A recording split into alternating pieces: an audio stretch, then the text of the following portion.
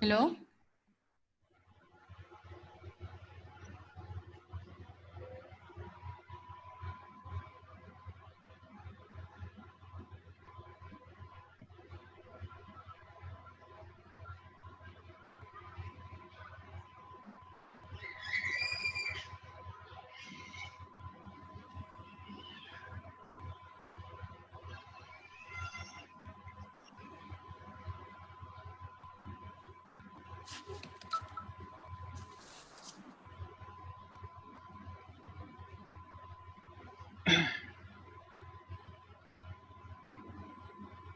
औज़ुबिल्लाहि बिस्मिल्लाहिर्रहमानिर्रहीम। एनीबॉडी में please confirm कि मेरी आवाज़ आप लोगों को आ रही है?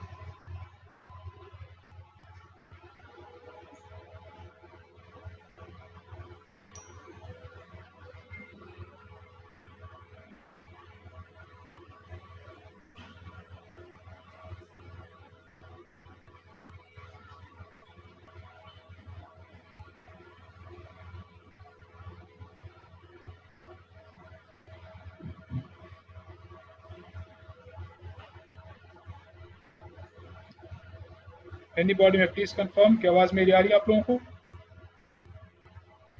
यस सर, बिल्कुल आ रही है आवाज।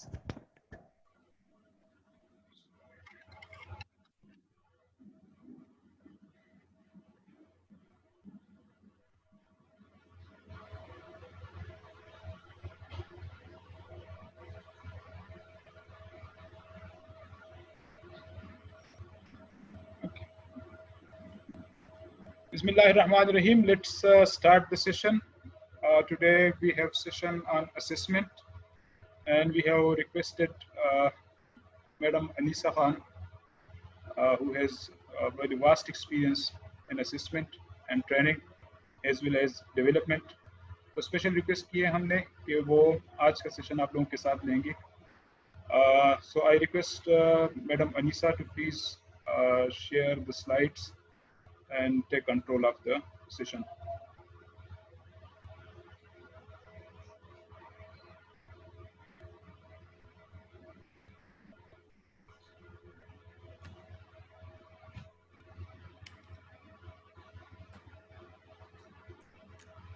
बिस्मिल्लाहिर्रहमानिर्रहीम।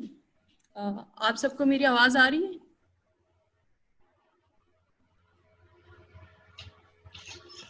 या श्योर मैडम, बिल्कुल आवाज आ रही है। Okay, thank you so much. Sir आप मेरी स्क्रीन आप शेयर करेंगे ना? आप वहाँ से शेयर कर सकती हैं. मेरे पास कंट्रोल नहीं है, बस ठीक है, आप ही शेयर करें। मैं आपसे कहूँगी आप आगे करते जाएं, क्योंकि अभी आपकी साइड से शेयर हो रही है, फिर टाइम लगेगा। Okay. Okay, let's start the session. Let me introduce myself. My name is Anisa Khan, and currently I'm working as an instructor in PITE, in Provincial Institute for Teacher Education. Let us start the session. In this session, we are going to discuss the concept of assessment, difference between assessment, evaluation, and examination, types of assessment, that how many types of assessment are there, assessment cycle, that how it take place and how it continues, test development process, principles of a good test, that how to make a good test. So first, what is assessment?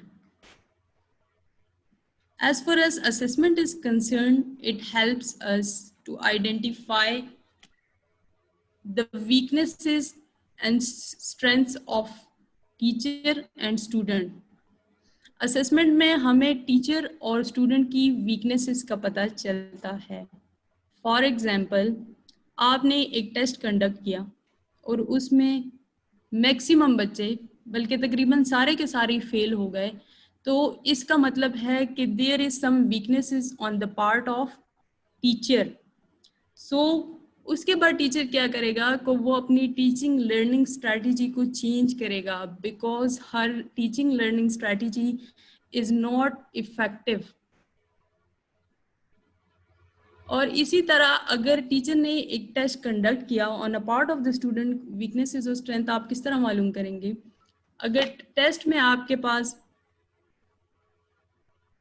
आधे बच्चे fail हो गए या वो बच्चे fail हो गए, 20% आपके पास बच्चे फेल हो गए, तो इसका मतलब है कि बच्चे की साइड से उसकी परफॉर्मेंस में वीकनेसेस हैं। ठीक है, तो असेसमेंट बेसिकली हमें स्ट्रेंथ और वीकनेसेस फाइंड आउट करने में हेल्प करती है। अच्छा, यहाँ पे मैं आपको बता दूं, डिफरेंसेस बताने से पहले मैं आपको बता दूं कि चाहे असेसमेंट हो, इवॉल्यूएशन हो, और यहाँ पे एक और चीज़ भी है, वो शायद मैंने ऐड करना भूल गई, खैर मैं आपको बता देती हूँ, एग्जामिनेशन। ठीक है, ये तीनों प्रोसेस जब हम करवाते हैं तो इनका प्रोसेस सेम ही होता है। हम जो टूल यूज़ करते हैं, टेस्ट करते हैं, इंटरव्यू करते हैं, क्विजेस करते हैं, कुछ भी करते हैं, सब में आप प्रोसेस सेम रख सकते हैं, लेकिन the only thing which is different, that is your purpose. आपका पर्पस इसमें चेंज होता है। अच्छा, इवोल्यूशन की आपने तारीफ सुनी होगी, जो कि आपने किताबों में भी पढ़ी होगी, कि evolution is the process of collecting, analysing and interpreting data. Basically evolution क्या चीज है? इसमें आप लोग 3 काम करते हैं, 3 पर्पसेस होते हैं टीचर के। पहला ये कि स्टूडेंट की जो प्रीवियस परफॉर्मेंस है उसके मुकाबले में स्टूडेंट की करंट परफॉर्मेंस क्या है जब आप टेस्ट कंडक्ट करते हैं। सेकेंडली,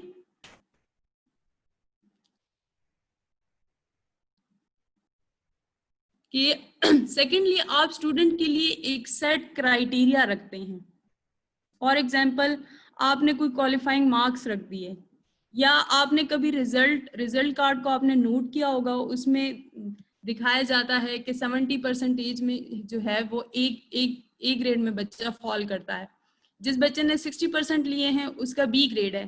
तो ये आपके एक सेट क्राइटेरिया है, एक आपने क्वालिफाइंग मार्क्स रखे हुए हैं, एक रिवॉर्ड लिस्ट बनाई हुई है कि अगर बच्चे ने इतने इतने नंबर लिए तो वो यहाँ पर फॉल करेगा।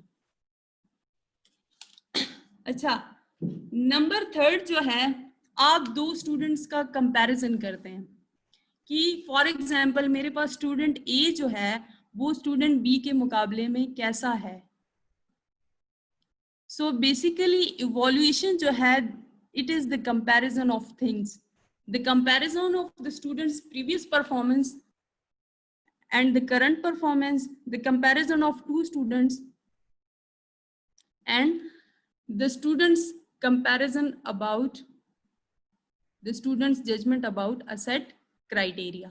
ठीक है, असेसमेंट में आपने स्ट्रॉन्ग एरियाज और वीकनेसेस आपने फाइंड कर लिए, और यहाँ पे क्या हुआ, यहाँ पे आप लोगों ने कंपैरिजन की उसकी पिछली परफॉर्मेंस और उसकी प्रेजेंट परफॉर्मेंस में, उसके आपस में क्लास में, और एक सेट क्राइटेरिया के मुताबिक।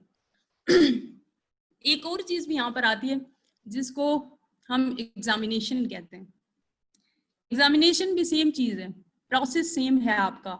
आप टेस्ट कंडक्ट करते हैं, आप वाइवा वॉइस लेते हैं, बीच में जो भी कोई सा भी आप टूल यूज करते हैं, पेपर लेते हैं, लेकिन एग्जामिनेशन का हमारा पर्पस डिफरेंट होता है। एग्जामिनेशन जो है वो हमें ये बताती है कि whether student is able to promote to the next class or not। Examination के बेसिस पे हम स्टूडेंट को नेक्स्ट क्लास में प्रमोट करते हैं। उसकी जो एग्जामिनेशन होती है वो हमें ये बताती है कि स्टूडेंट अगली क्लास में जाने के काबिल है या नहीं।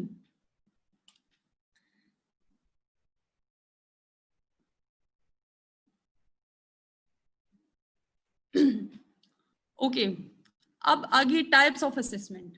असेसमेंट की बेसिकली 3 टाइप्स हैं, 3 मेन टाइप्स हैं। नंबर 1 जो है वो डायग्नोस्टिक असेसमेंट है। This is also called pre class assessment. ये असेसमेंट जो होती है ये क्लास स्टार्ट होने से पहले की जाती है। आजकल मतलब जो क्लास स्टार्ट होने से पहले जिसको हम ब्रेनस्टॉर्मिंग भी कहते हैं, बेसिकली ये वही ब्रेनस्टॉर्मिंग है जो हम क्लास या कोई टॉपिक या कोई लेसन स्टार्ट करने से पहले उस लेसन या टॉपिक के हवाले से स्टूडेंट से हम पूछते हैं कि हमें पता चल सके कि हमारे स्टूडेंट का इस टॉपिक के हवाले से उसकी नॉलेज क्या है और उसका लेवल क्या है। डायग्नोस्टिक जो है वो आपकी एक तरह से आपकी प्री असेसमेंट है। आप लोगों ने अगर जिन लोगों ने बीएड और एमएड और डेफिनेटली आप लोगों ने किए होंगे, तो बीएड में ऐसा होता है कि आप लोग एक रजिस्टर बनाते हैं जो स्टूडेंट से बनवाया जाता है और फिर वो एक डायरेक्टर लेसन, एक डेमो लेसन प्रेजेंट करते हैं। तो वो जो लेसन प्लान उन्होंने बनाया होता है उसमें ऑब्जेक्टिव्स के बाद जो सेकंड पार्ट आता है उसको कहते हैं PKT, previous knowledge test. Basically वो जो प्रीवियस नॉलेज टेस्ट है वो आपकी डायग्नोस्टिक असेसमेंट है। आप एक स्पेसिफिक टॉपिक पढ़ा रहे हैं तो उसके हवाले से आप स्टूडेंट से पूछते हैं, डेली लाइफ में आप उससे क्वेश्चन करते हैं कि वो इस चीज़ को डेली लाइफ में जानते हैं, इसकी इम्प्लीमेंटेशन उन्होंने देखी है या नहीं। ओके, द नेक्स्ट वन जो is the formative assessment. Formative assessment आपकी क्या चीज़ है? This type of assessment take place during the class. ये क्लास के दौरान आप करते हैं। बीइंग अ टीचर आप पढ़ा रहे हैं और जब आप फॉर एग्जांपल आपने एक लेसन पढ़ाना है तो अगर जब आप एक टॉपिक पढ़ा लेते हैं तो आप स्टूडेंट से क्वेश्चंस करते हैं कि आया जो मैं पढ़ा रही हूँ वो स्टूडेंट्स को समझ में आ रहा है या उनके सर पे से गुजर रहा है। तो during the class assessment is called formative assessment. ये आपको ये एक तरह से क्विक असेसमेंट होती है कि आपको उसी टाइम पता चलता है कि your students are getting you और not. And the last one is the summative assessment. Summative को याद रखने के लिए आप उर्दू में समेटने का लफ्ज है ना, कभी आपको भूल जाए कि भाई समेटिव असेसमेंट कब की जाए, तो समेटने से आप याद रख लें कि ये लास्ट में की जाती है कि सब कुछ समेटा जा रहा होता है। तो समेटिव असेसमेंट जो है आपकी at the end of a class, at the end of a period, at the end of a week, at the end of a session, there is no timeline for the summative assessment, ठीक है। लेकिन ये आपको and में ही करनी होती है। For example आपको एक ऑब्जेक्टिव है जब वो अचीव हो जाए, कोई एसएलओ है आपका, कोई टॉपिक है, कोई लेसन आपने ख़त्म कर लिया है और आप स्टूडेंट की असेसमेंट करते हैं तो उसको हम कहते हैं summative assessment. So that was all about the types of assessment. और यहाँ पे एक मिनट, एक चीज मैं आपको बता दूं, एक कॉन्सेप्ट यूज होता है मेजरमेंट। काफी लोग मेजरमेंट को असेसमेंट और इवोल्यूशन और इन चीजों के साथ मिक्स करते हैं। बेसिकली मेजरमेंट जो है वो कोई इस टाइप की कोई चीज नहीं है।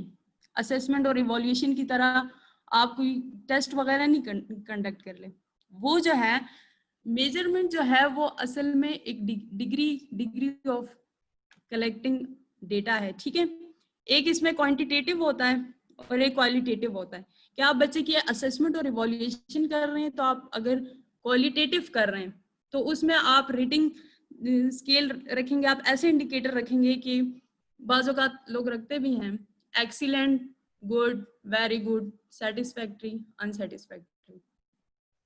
तो यहाँ पे आप क्वालिटी चेक कर रहे हैं। रिजल्ट कार्ड में अगर आप बच्चे ने ग्रेडिंग ली है जी बच्चा आउटस्टैंडिंग है हम कहते हैं, तो हमने इसकी क्वालिटेटिव मेजरमेंट की। अगर हम कहते हैं बच्चे ने 90% लिया, बच्चे ने 80% लिया, तो ये हम उसकी क्वांटिटेटिव मेजरमेंट कहते हैं। तो मेजरमेंट जो है वो बेसिकली एक डिग्री है जिसको एक मेजर करने की डिग्री है। वो असेसमेंट और इवोल्यूशन के साथ आप मिक्स ना करें। आगे चलें सर। अच्छा, असेसमेंट की दो और टाइप्स भी हैं, हो सकता है काफी लोग इससे फेमिलियर ना हो। ये जो असेसमेंट की टाइप्स हैं ये on the basis of data analysis हैं। जब आप रिजल्ट का डेटा एनालिसिस करते हैं तो आपके पास ये दो टाइप की असेसमेंट आती हैं। एक number 1 is the criterion reference assessment, जैसे कि आपका नाम से ही जाहिर है आप रिजल्ट के लिए एक क्राइटेरिया रखते हैं। फॉर एग्जाम्पल पेपर में हम रखते हैं 33 पे बच्चा पास होगा, इससे नीचे आए तो फेल है आउट ऑफ 100, और 50 में से जी 17 वाला पास है, इससे नीचे आ गया तो फेल है। तो आप बच्चे के लिए एक क्राइटेरिया सेट करते हैं असेसमेंट के लिए, तो that is called criterion referenced assessment.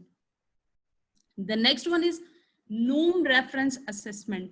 नोम जो है बेसिकली, नोम जब कोई सेशन या कुछ स्टार्ट करते हैं तो हम नोम्स रखते हैं, ये वहीं से निकला है। यहाँ पे भी आप डायग्राम में आप देखें कि इसको मैं थोड़ा सा ऊपर चलें, बस ठीक है, नजर आ रहा है। ये फर्स्ट लाइन आप देखें, यहाँ पे 0 है, ये कर्व यूं जा रहा है एवरेज से, फिर लास्ट में 100 पे आ रहा है, और बीच में हमने एक रेफरेंस पॉइंट हमने रखा हुआ है, ये हमारा एवरेज है, ठीक है। 0 से 100 के दरमियान जो हमारे पास बीच का पॉइंट है, जो हमारे एवरेज मार्क्स है वो 50 है। हमने स्टूडेंट को एक नॉर्म सेट करके दिया होता है कि जी 50 मार्क्स जिसने ले लिया वो एवरेज की कैटेगरी में आ रहा है, जो इससे नीचे जाएगा वो बिलो एवरेज में जाएगा, और जो इससे ऊपर जाएगा वो अबव एवरेज में आएगा। सो ये इसको हम कहते हैं नॉर्म रेफरेंस असेसमेंट। असेसमेंट के लिए, रिजल्ट असेसमेंट के लिए, उसके डेटा एनालिसिस के लिए ये दो टाइप ऑफ असेसमेंट हम यूज करते हैं। अच्छा, असेसमेंट तो आपने समझ ली, असेसमेंट क्या चीज है, इवोल्यूशन क्या चीज है। तो अब बात आती है असेसमेंट साइकिल क्या है।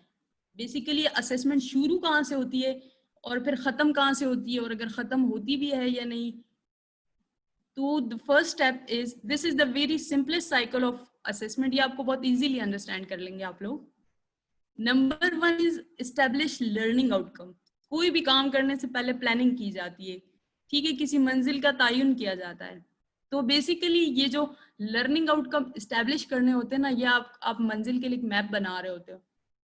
आप अपनी टीचिंग के लिए आपने पहले ऑब्जेक्टिव सेट करने हैं कि इतने इतने टाइम में मैंने ये कराना है, और ये मेरा ऑब्जेक्टिव है, इस क्लास में मेरा बच्चा ये सीखेगा। फॉर एग्जाम्पल मैं इंग्लिश पढ़ा रही हूँ, मैं अगर इंग्लिश की टीचर हूँ तो मेरा पहला लर्निंग आउटकम मैं ये कहती हूँ कि जी स्टूडेंट जो है वो नाउन पढ़ना मैंने उसे सिखाना है, वो सीख लेगा इस क्लास में, ठीक है। तो उसके बाद सेकंड में आते हैं प्रोवाइड लर्निंग अपॉर्चुनिटीज। मैंने गोल तो मैंने सेट कर लिया कि जी मैंने उसको नाउन की पहचान करानी है, उसके लिए मैंने उसे पढ़ाना भी तो है ना। तो उसके लिए मैं क्या करूंगी, मैं उसे लर्निंग अपॉर्चुनिटीज प्रोवाइड करूंगी, मैं उसे लेक्चर दूंगी, उसको कोई रिटर्न में नोट्स मटेरियल व्हाटएवर, ठीक है, उसको मैं सारी अपॉर्चुनिटीज प्रोवाइड करूंगी। जब मैंने गोल सेट कर लिया, उसके बाद मैंने लर्निंग अपॉर्चुनिटीज दे दी, उसको पढ़ा दिया, तो फिर उसके बाद तीसरा काम क्या है, असेस स्टूडेंट लर्निंग। तो मैंने स्टूडेंट की लर्निंग को असेस करना है, उसके लिए मैंने असेसमेंट करनी है, ठीक है। असेसमेंट भी हो गई, असेसमेंट के बाद ये रिजल्ट आ गया, किसी बच्चे ने 100 लिए, किसी ने 90 लिए, किसी ने 80 लिए, किसी ने कम लिए, किसी ने कोई 20-25 भी ले लिए। तो रिजल्ट आने के बाद बात काम खत्म नहीं हो जाता। रिजल्ट की मैंने फिर एनालिसिस करनी, उस रिजल्ट को मैंने यूज करना है कि भाई जो बच्चा कमजोर है तो वो क्यों कमजोर है, किस सब्जेक्ट में वो कमजोर है, कहाँ पर उसकी इंप्रूवमेंट की गुंजाइश है। फिर वो वीकनेसेस और स्ट्रॉन्ग एरियाज, उन सबको देखकर मैंने फिर अपना नेक्स्ट एक्शन प्लान, नेक्स्ट मैंने लर्निंग आउटकम्स एस्टेब्लिश करने। तो उसी की बेस पर फिर मैं लर्निंग अपॉर्चुनिटीज, फिर उसके बाद प्रोसेस, इसी तरह ये साइकिल चलता जाएगा। अच्छा, असेसमेंट की बात भी हो गई, साइकिल भी हो गया। असेसमेंट करने के लिए डेफिनेटली हम टूल यूज करते हैं, और टूल आपका क्या है, टेस्ट है, आपका इंटरव्यू है, क्विज़ेस है, एनीथिंग, ठीक है। फॉर एग्जांपल आप टेस्ट बना रहे हैं, तो टेस्ट डेवलपमेंट का प्रोसेस मैं आपको बाद में बताती हूँ। पहले टेस्ट में जो चीजें आती हैं, जो आइटम्स होते हैं, थोड़ा सा उनसे फेमिलियर हो जाते हैं। There are two main types of questions. The one is supply items and the second one is select items. Supply items is also called essay type questions. ठीक है, पहले इनको essay type questions कहा जाता था, subjective भी कहा जाता है इनको. Items is basically items की यहाँ मेरी मुराद जो है वो questions हैं, और select items जो है इनको objective type question भी कहते हैं, alternative response. ठीक है, इसमें क्या होता है, select item में आपको selection करनी होती है, आपको खुद से कोई चीज प्रोड्यूस नहीं करनी होती, और सप्लाई आइटम्स में आपके पास फुल फ्रीडम होती है कि आप जितनी मर्जी राइटिंग करें. ठीक है, supply items is basically creative writing वाले क्वेश्चंस जो होते हैं. इसमें आपके लॉन्ग क्वेश्चंस, आपके शॉर्ट क्वेश्चंस और फिल इन द ब्लैंक्स, वो फिल इन द ब्लैंक्स जिसमें आपको फिल इन द ब्लैंक खुद फिल करना हो, आपको खुद प्रोड्यूस करना हो, और वो फिल इन द ब्लैंक्स जिसके आगे सामने ऑप्शंस दिए गए हों. एमसीक्यूज टाइप जो होते हैं जिसको आपने उठा के पिक करना होता है, तो वो आपके सेलेक्ट आइटम्स में आएंगे. ठीक है, सेलेक्ट आइटम्स में आपके fill in the blanks, true false, match the column और सारी इसी टाइप की चीजें जो छोटी छोटी होती है, लेकिन शर्त ये है कि आपने उसमें खुद से कोई प्रोड्यूस न करना हो, वो चीज आपको पहले से गिवन हो. Supply items. अच्छा, सप्लाई आइटम्स जो हैं इनकी फर्दर 2 टाइप्स हैं. सप्लाई आइटम्स को हम कंस्ट्रक्टेड रिस्पॉन्स क्वेश्चंस भी कहते हैं. ठीक है, कंस्ट्रक्शन से निकला है कि आप खुद कंस्ट्रक्शन करते हो, आप खुद लिखते हो, आपकी मर्जी होती है, आपके पास फ्री हैंड होता है कि आपको एक क्वेश्चन दिया गया है, उसके मुतालिक आप जो भी जानते हैं आप उसको पेपर पे प्रोड्यूस कर दें. फिर इसकी फर्दर दो टाइप्स हैं, सब टाइप्स. एक को रिस्ट्रिक्टेड रिस्पॉन्स क्वेश्चंस कहते हैं, शॉर्ट में इनको RRQs और ERQs कहते हैं, और एक को एक्सटेंडेड रिस्पॉन्स क्वेश्चंस कहते हैं. रिस्ट्रिक्टेड रिस्पॉन्स क्वेश्चंस में क्या होता है कि आप के पास रिस्ट्रिक्शंस होती हैं. कभी आपने पेपर में देखा होगा, मोस्टली जो शॉर्ट नोट्स होते हैं, शॉर्ट क्वेश्चंस जो होते हैं, उनके ऊपर लिखा होता है the answer should not exceed from 3 lines. ठीक है, या right your answer in 3 lines. ठीक है, बाज़ औक़ात कुछ ऐसे जो टू द पॉइंट बोर्ड्स जो हैं, एग्जामिनेशन बोर्ड जो कि पेपर कंडक्ट कराते हैं, कि अगर उन्होंने ये रिस्ट्रिक्शन रखी हुई है शॉर्ट क्वेश्चंस में, तो 3 लाइन्स में ही आपने अपना आंसर प्रोड्यूस करना है. उन 3 के बाद आप बेशक उस क्वेश्चन में हीरे जवाहरात ही जड़ दें, कितना ही आप अच्छा उसका आंसर लिख दें, वो आपके फर्स्ट 3 लाइंस को ही काउंट करेंगे कि आपने इसमें क्वेश्चन का आंसर प्रोड्यूस किया है या नहीं, बाकी के लाइन वो काट देते हैं. अच्छा, एक्सटेंडेड रिस्पॉन्स क्वेश्चंस क्या है? आपने पेपर में देखा होगा जो लॉन्ग क्वेश्चंस आते हैं, ऐसे टाइप क्वेश्चंस, उनमें लिखा होता है डिस्कस, इलेबोरेट, डिफाइन. तो वो फिर आपकी मर्जी है जी, आपको जितना भी आता है, जितना आप उस टॉपिक को डिस्कस कर सकते हैं, जितना एलेबोरेट कर सकते हैं, जितना आप उसको डिफाइन कर सकते हैं, वहाँ पर आपके पास फ्रीडम ऑफ राइटिंग होती है, कोई आपको रिस्ट्रिक्शन नहीं है. एक लंबा क्वेश्चन है, वो आप बेहतर समझते हैं कि अगर 10 मार्क्स का क्वेश्चन है तो आप उसमें कितना मटेरियल आप प्रोड्यूस कर सकते हैं, कितना अच्छा आप लिख सकते हैं. वहाँ पे आपके पास रिस्ट्रिक्शंस नहीं होती कि आपका आंसर इतने लाइंस में कंसिस्ट होना चाहिए.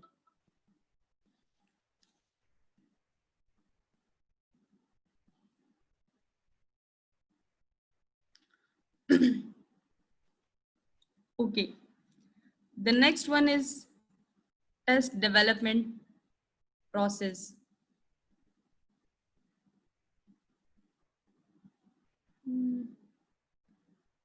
If someone is there, so no one is here, sir. Okay, the next one is test development process. Test development develop करने का, टेस्ट बनाने का एक प्रोसेस है. Madam Anisa, sorry for the interruption, you are the host, तो देख लीजिएगा if someone is there, और या मुझे आप होस्ट बना दें, so it will be easy for you then to conduct. अच्छा, एक सवाल जो है sir, there is no one. अच्छा, if you click on my, जो आपके पास लिस्ट आ रही है पार्टिसिपेंट्स की, सो मेरे वाले पर मोर में जाकर मेक होस्ट उसको कर लीजिएगा प्लीज. जी आपको मैंने होस्ट बना दिया ये। पोस्ट बना दिया, लेट मी चेक।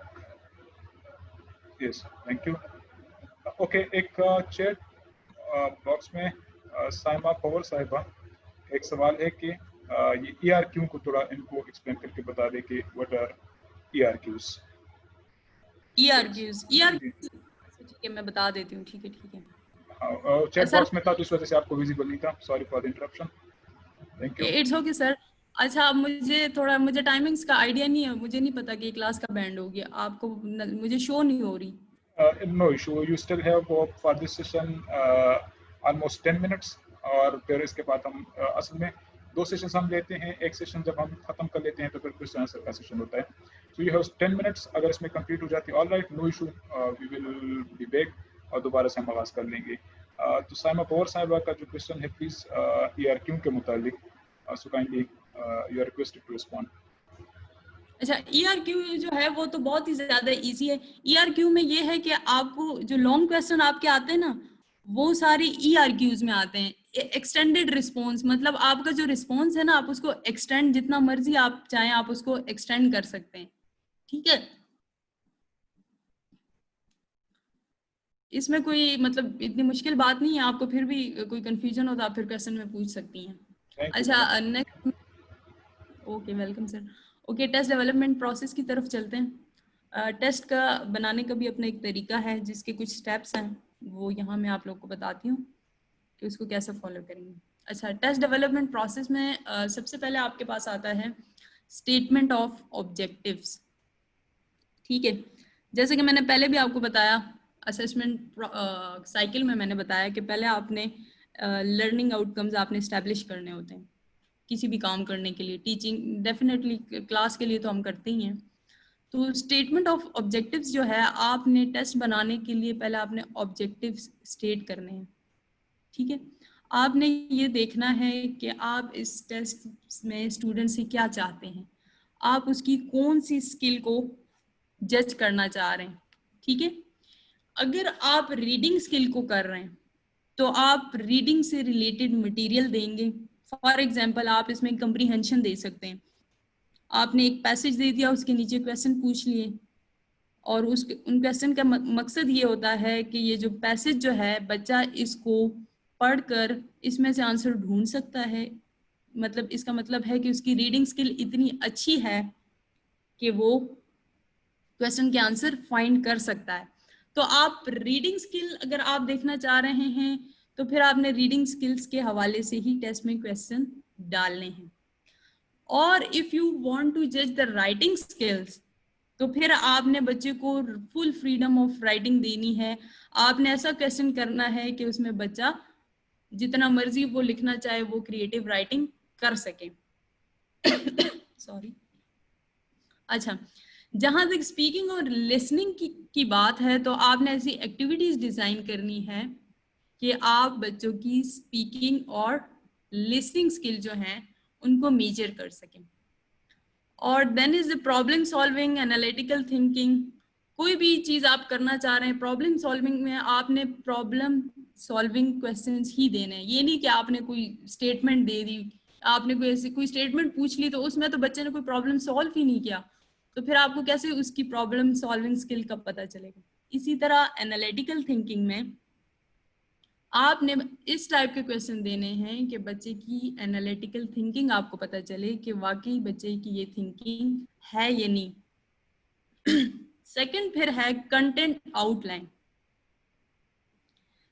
कोई भी टेस्ट बनाने के लिए हम या कोई भी काम करने से पहले हम ड्राफ्टिंग करते हैं। ये बेसिकली आपकी वो कंटेंट की ड्राफ्टिंग होती है, आउटलाइंस। आप एक रफ क्वेश्चंस लिखते हैं, एक रफ स्केच बनाते हैं कि आप आउटलाइन में आपने टेस्ट में क्या क्या देना है। लेकिन इसमें आपने एक चीज का ख्याल रखना है कि ओनली यूजफुल और interesting part to be selected, ठीक है। जो आपके लेसन में इंपॉर्टेंट चीजें हैं जो आप चाहते हैं कि बच्चों को आनी चाहिए, आप वही चीजें देंगे। कुछ कुछ आजकल मतलब हमारे ज़माने में भी इसी तरह होता था। When I was in matric हमारे फिजिक्स में एक क्वेश्चन आया था और मोस्टली बच्चों ने कहा कि आउट ऑफ कोर्स है, आउट ऑफ कोर्स है, क्योंकि डेफिनेटली वो चैप्टर में से नहीं आया था।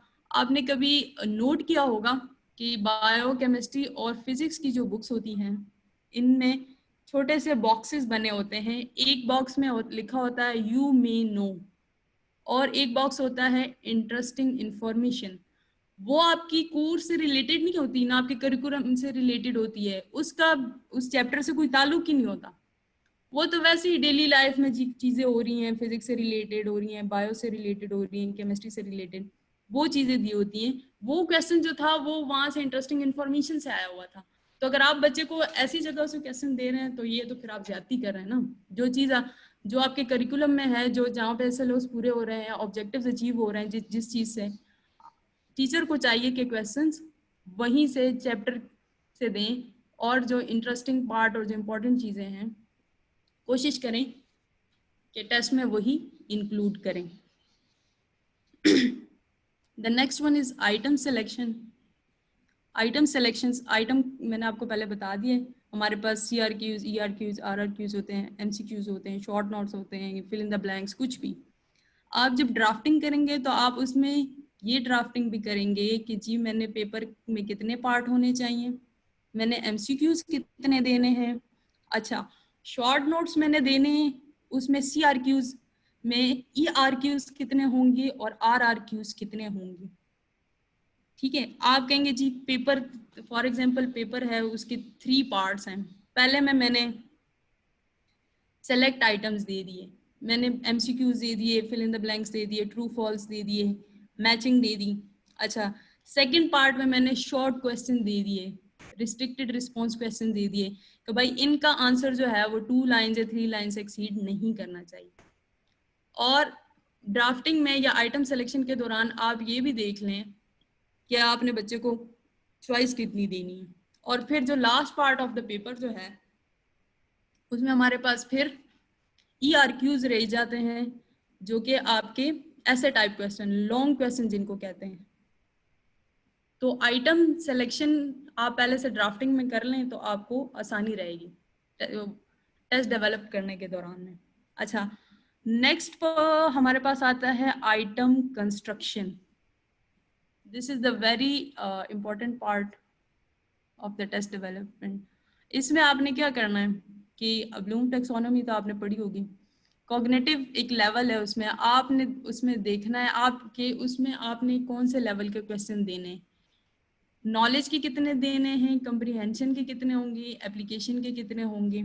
अच्छा, डिफिकल्टी लेवल उसका क्या होगा, EMD। ये आगे जाके मैं टेस्ट के प्रिंसिपल्स में आपको बताऊंगी कि आपने कितने % टेस्ट को इजी बनाना है, कितने मार्क्स का इजी टेस्ट होगा, कितने मार्क्स मॉडरेट क्वेश्चंस होंगे, और कितने मार्क्स के कितना % आपके पास डिफिकल्ट पोर्शन होगा उस टेस्ट का। और ये फिर इसके बाद स्टेटमेंट, स्टिमुलस, स्टेम, ऑप्शंस, की एंड डिस्ट्रैक्टर्स, ये सारी चीजें जो हैं ये आपकी MCQs उन्हीं में आती हैं। स्टेम होता है, स्टेम के नीचे ऑप्शंस दिए जाते हैं, कीज होती हैं, डिस्ट्रैक्टर्स। डिस्ट्रैक्टर बेसिकली वो चीज़ है कि आपने MCQs में ऐसी ऑप्शंस देने हैं कि वो स्टूडेंट की को डिस्ट्रैक्ट करें राइट आंसर को क्लिक करने के लिए। Number 5 is composition of instructions. अच्छा, यहाँ पे अक्सर कंफ्यूजन बहुत ज़्यादा आती है, स्टूडेंट को क्लियर इंस्ट्रक्शंस नहीं दी जाती, स्टूडेंट बेचारा अक्सर कंफ्यूज ही रहता है कि भाई इस क्वेश्चन में से कितने क्वेश्चंस करने हैं। और तो इसके लिए आपको ये चाहिए कि हर पार्ट के ऊपर क्लियर इंस्ट्रक्शंस दे दें कि अटेम्प्ट 2 क्वेश्चंस, या आपने कोई चॉइस देनी है तो attempt any 5 question out of 8। और बाज़ औक़ात ऐसा भी होता है कि क्वेश्चन पार्ट नंबर 1 जो होता है MCQs का, वो आप पहले 20 मिनट्स में ले लेते हैं, और आपने पार्ट B का जो पेपर है उसमें आपने लिखा होता है कि जी क्वेश्चन नंबर 1 इज कंपल्सरी और इसको आपने अटेम्प्ट करना है बच्चे ने। तो बच्चे का तो पेपर ही क्वेश्चन नंबर 2 से शुरू हो रहा है, तो बेचारा वो कंफ्यूज हो जाता है, वो समझ रहा होता है कि जी यहाँ पे जी क्वेश्चन नंबर 2 है, ये शायद क्वेश्चन नंबर 1 है, उसको आता है नहीं आता है, उसकी वो चॉइस में फिर छोड़ भी नहीं सकता। तो जरूरी ये है कि आप इंस्ट्रक्शंस को जहाँ पे जिस चीज़ की इंस्ट्रक्शन देनी है वहीं पर दें, किसी दूसरे पार्ट में कोई पहले पार्ट की इंस्ट्रक्शंस ना दिया करें, इससे स्टूडेंट जो है कंफ्यूज होते हैं। और बाज़ औक़ात ये होता है कि जो इन्विजिलेशन टीम जो होती है, पेपर उन्होंने बनाए नहीं होते, उनको भी ऐसा कोई आइडिया नहीं होता, वो बच्चों को भी कोई डिस्ट्रैक्ट करके किसी और ही रास्ते पे लगा देते हैं। तो इस तरह बच्चा फिर पेपर या टेस्ट के दौरान कंफ्यूज ही रहता है। The next one is development of answer sheet.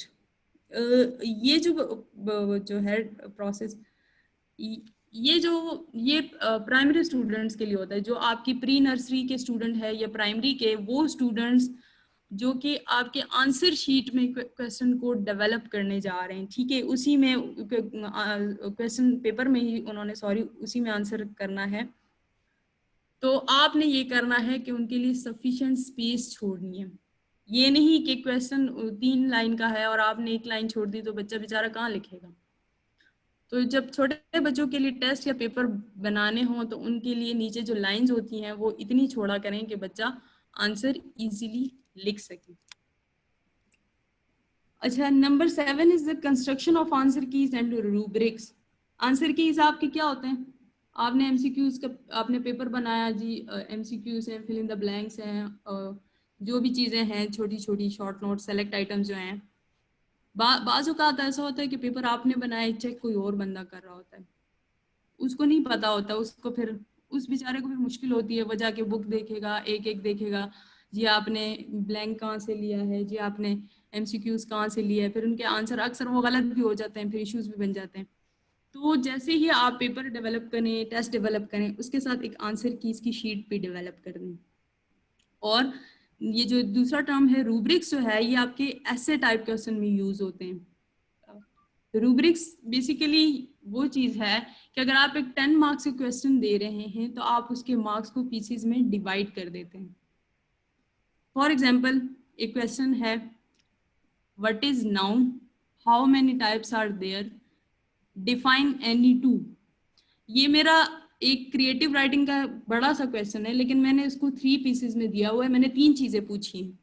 तो जो मेरा फर्स्ट पार्ट है उसके मैंने 2 मार्क्स, क्वेश्चन के सामने आप ब्रैकेट में 2 लिखेंगे। दूसरे के जी उसके मैंने टाइप्स बताने हैं, उसका आपने 3 लिखना है। और उसके बाद जो लास्ट है, जो 2 टाइप्स उसकी डिफाइन होनी है, वो आपने ब्रैकेट में उसके 5 लिखने हैं। तो आपने, बच्चे ने अगर व्हाट इज नाउन ठीक लिख दिया तो आपने उसे 2 में से ही नंबर देने, 2 में से ज्यादा आप नहीं दे सकते क्योंकि उसका रूब्रिक ही 2 है।